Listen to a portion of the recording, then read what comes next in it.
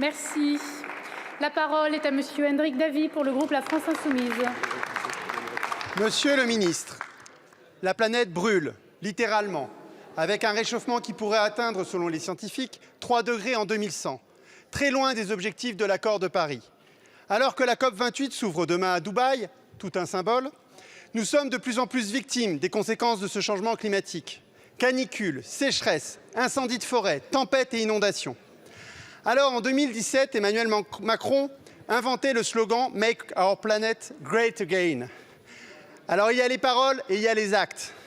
Vous prolongez l'usage du glyphosate. Vous renoncez à rénover massivement les logements. Vous signez un nouvel accord de libre-échange avec la Nouvelle-Zélande. Vous soutenez les projets de Total. Vous favorisez la route avec la 69. Dernière hérésie climatique en date, le démantèlement de Fret SNCF. Lundi, j'ai visité avec d'autres parlementaires le centre de Fos-sur-Mer. La Commission européenne exige que Fret SNCF rembourse 5 milliards d'euros car elle aurait été subventionnée par la SNCF au détriment de ses concurrents. Monsieur le ministre, vous négociez un non-paiement de cette dette contre le démantèlement de Fret SNCF, avec à la clé la cession pendant 10 ans de 30% de l'activité, un report du fret sur la route et la suppression de près de 500 postes.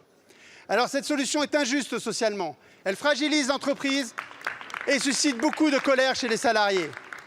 Favoriser le transport routier est une hérésie pour le climat, la santé publique, mais aussi pour la sécurité routière. Comme le disait un syndicaliste rencontré lundi, pendant 10 ans, on va regarder les camions rouler et voir crever nos enfants parce que la SNCF ne pourra pas reprendre un seul marché.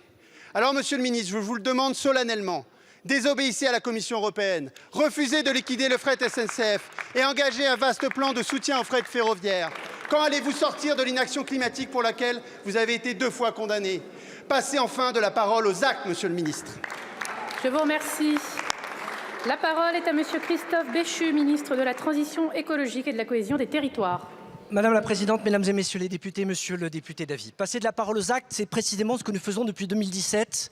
Et la condamnation pour une action climatique date des émissions de 2015 à 2018. Vous avez beau le répéter, c'est pour masquer le fait que vous utilisez l'écologie comme un prétexte pour votre lutte des classes dont vous faites du greenwashing en permanence. Passez de la parole aux actes. Passez de la parole aux actes. C'est depuis 2018 que l'État met plus d'argent dans le ferroviaire que dans les routes. Cherchez l'erreur.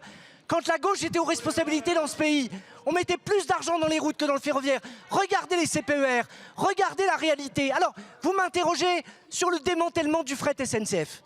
Et je vous réponds, mais comme vous aviez décidé de faire cette petite introduction, je vous réponds sur le même ton.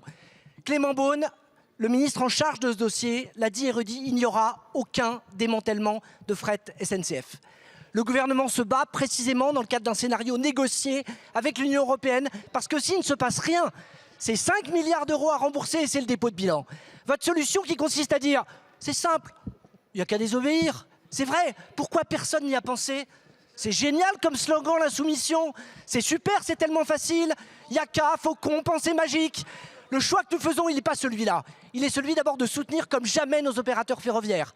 295 millions en 2022, c'est le record. 2023, 330 millions.